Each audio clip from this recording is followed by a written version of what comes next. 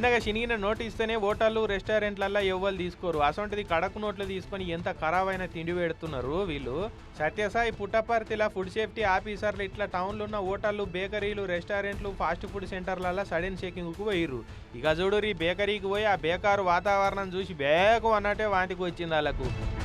ఖరాబ్ అయిన డబల్ రొట్టెలు, బూజు పట్టిన రోటీలను చూసి షీ అనబట్టిర్రు.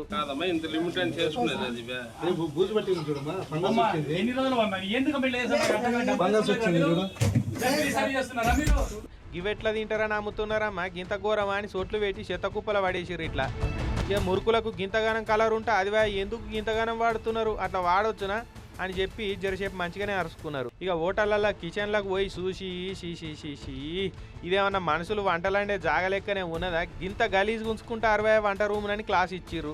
ఇక మీరు చెప్పి తినేటోళ్ళు కాదని 2000 నుంచి 5000 రూపాయలు దండగా రాసిండు సారు. తొలసూరు కాబట్టి ఫైన్లతోటి సరిపెడుతున్నాం, ఇంకోసారి అయితే ఇట్లా హోటల్ను సీజ్ చేసి కేసు పెడతామని వార్నింగ్ ఇచ్చిండు.